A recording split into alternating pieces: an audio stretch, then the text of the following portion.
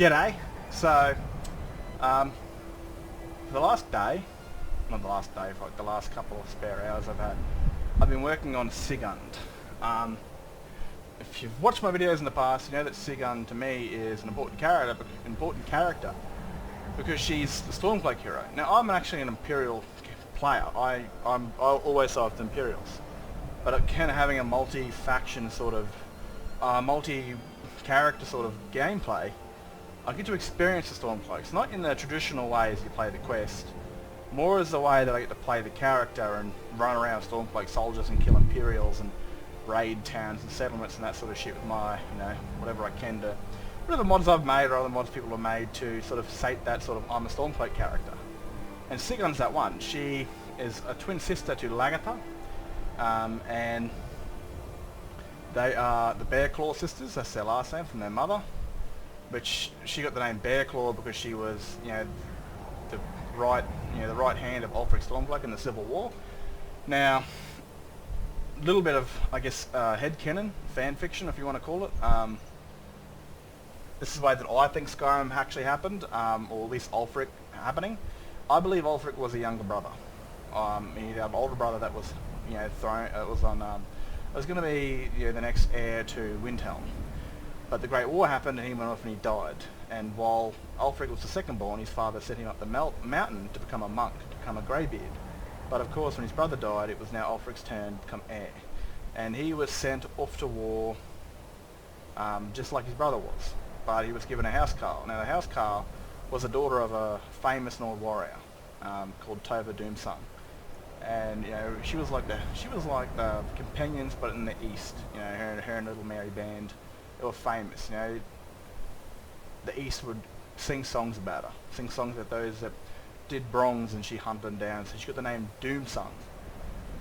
And of course now, Sigund's mother was trained by her mother, and she eventually joined the Guard because she wanted to serve, but eventually she was too skilled for that, and eventually the Bear of the North sent her to guard his youngest son, Ulfric Stormcloak. And she became his housecarl, and they went to the Civil War. So they went to the Great War together, and they fought side by side.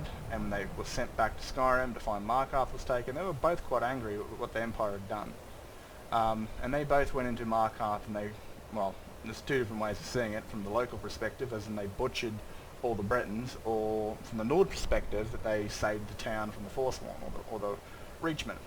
And they spent a night together. They were quite close by this time, and quite a few other nights before eventually the Dominion and Empire rocked up and arrested Ulfric for openly worshipping Talos in Markarth, and he was imprisoned for 17 years. Unfortunately for his housecarl, Morana, she was seeded, and she had twins, and she died during childbirth. You've got to imagine childbirth would be very dangerous. In this time, no high medical sort of science, and having twins, that just that just doubles your chances of dying. And she died, and so they were raised by Tova, which was Morana's mother. Ulfric got out 17 years later and found out that he had children, but he didn't tell him because it was a risk to his future plans of going to war with the Empire, and the risk of them knowing what they are to him, and also the Dominion. So if they didn't know who he was, there was less chance of anybody knowing who they were to him. So there was no direct target on their head. But they grew up and they wanted to fight. They believed in this new hatred of the Empire, of the Dominion, and they followed suit like many young lords did. And Ulfric found out about this, and he couldn't really stop him without directly telling him who he was. So he did the best thing he could, and he funded all the money he could into their training to make sure they had the best equipment and the best training. And that's just what he did, and that paid off. They're some of the most feared warriors in all the Stormcloak rebellion. So her character basically does exactly what Centaurus does, but she fights for the rebels. And eventually, when the Dragonborn comes along, she'll be sent by Ulfric, just like Centaurus will be sent by Tullius, to gain the allyship of this new Dragonborn. They have to help her to try and get her to join them, and so they both follow her to get this bloody horn of Jorgen Wingcaller, and over time they both realise that their war is insignificant to the war that's coming, the Dragon War, and they team up you know, Centaurus and Sigund, Imperial Soldier, Stormblood Soldier, ultimate enemies. You know, they hate each other's guts, or they slowly start to trust each other because they start fighting by each other's sides and defending each other, and also defending the Dragonborn. So they become quite friendly with each other. And eventually the peace summit with the Greybeards, and they're able to actually, the Stormcloaks and the Imperials can now be friends. So that causes, you know, things to change. And now Centaurus' army, and now Sigund's army, which are just followers that I make that wear, you know, the faction armors, can now fight side by side against dragons and their armies. So you've got blue and red, the bear and the dragon fighting side by side. And this is Sigund's character, and she'll eventually, on the war's end, and Centaurus, you know, the Empire will win. She will go into hiding. She's marked as a war criminal, and eventually Centaurus will find her and try and get her to, which will eventually try and free her. She'll spend some time in jail, but he'll get her out, you know, legally, and their bond grew quite close as enemies into lovers, like your typical bad guys to good guys, that sort of crap. And yeah, so they marry, ultimate enemies, and the war's done, blah blah blah.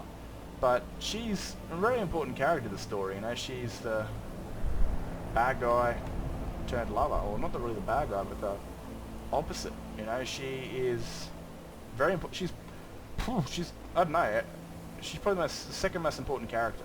You know, the Dragonborn to me feels like a background character. This game resolves on the Dragonborn. So was some DLC, and of course so was some mods added, which are DLC sized,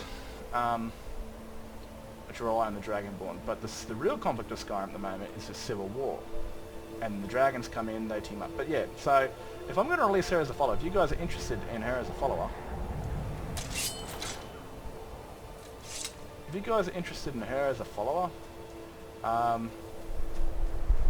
I'd only make one of her, or I'd probably make it a mother, and my story, like I did with Ragni, who I made two sisters. But Ragni's the Dragonborn of my game, so she's now a public follower.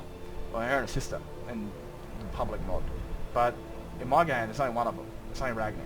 She doesn't have a younger sister. I just made that because there's two different versions of her from the start to the finish, you know, because she's that sort of character that I can have start off as a pretty much just the basic training of a, you know, as a fresh legionnaire, or even like, you know, boot camp legionnaire, and then she eventually becomes an absolute badass. So like level 0 weight, sort of looking like she's 19, and then looking like she's a little bit older, but a lot stronger. And I might even do this for a public mod for Sigund. She's not going to be the secret daughter of Ulfric Stormcloak, but maybe I might make Tova, instead of her grandmother, but for the public mod, her mother, so I can show off these new mature skins that I've made. I haven't got Tova on me at the moment. She's still in the test cell that I put her in, but I'd be able to probably put her up. Maybe grandmother and granddaughter fighting side by side with the Stormcloaks. Maybe, I don't know, just got to use your imagination again. But so this is armor that I made. There is an open helmet version of this. I just got to change into her underwear real quick, and her bra, because you don't want titties out for YouTube purposes.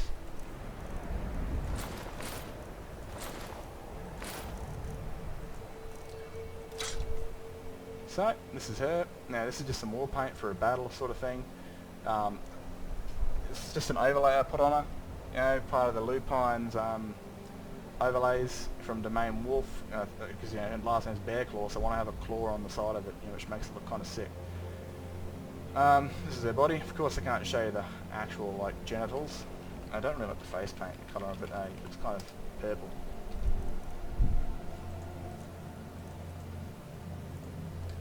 So we'll remove that, and with the mod, what's it called, Practicius, I've done this videos in this before, you can actually like change the way they look in game.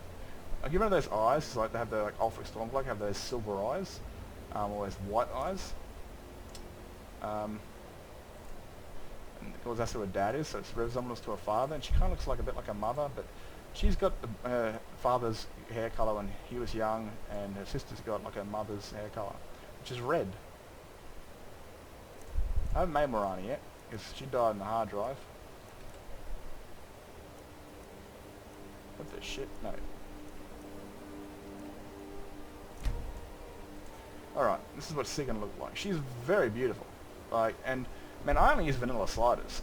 I have not molded her one bit. I've never actually ever molded a single thing. I've had a look at it, and I've tried to change things, but I just do not know for the life of me how to do that. Yeah, so this is vanilla sliders. This is fair skin complexion mixed with the Bingen normal maps, 2K. So it's Bingen's abs or muscular normal maps mixed with the fair skin common texture, and then like the background textures of like the S.DDS and the SK.DDS. They are Pride of Valhalla. And of course the hair is Chaos Hair DOS, which looks very similar to Rey's haircut from Star Wars. But it's also of that's gorgeous. A little bit too lighty though, maybe. I don't know. Maybe half light. Yeah, that looks alright.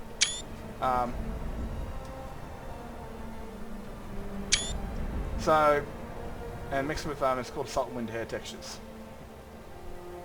That's her body. You know, I like sort of muscular women. It doesn't look super buff. It looks more. It does look muscular, but it looks a bit more busty. And I don't know. Compared to some of the followers that I have made, which look like absolute shit brick houses. But yeah, this is Sigund. I hope you guys have enjoyed this video. If you guys are interested in a future follower as Sigund, I might add her and a mother, or her and a grandmother, but as her mother. But like, she's not gonna look as old as Tova does. But I don't know. It's kind of, if I get a good reaction to this video and people actually comment, I will be interested in definitely sharing Tova, not with the race menu overlay, Tova and Sigund as just Stormcloak characters. Maybe I'll even make some Imperial versions of them where they got different background and they, you know, for those that really think this character is top-notch beautiful, but at the same time are Imperial. This is really suited for, if I make it public, it's going to be really suited for Stormcloak players. Anyway guys, I'm going to get out of here. Hope you guys have enjoyed this video. If you have, like and subscribe. Nah, it's actually the first time I think I've ever done that. If not, I don't give a fuck. George is the one.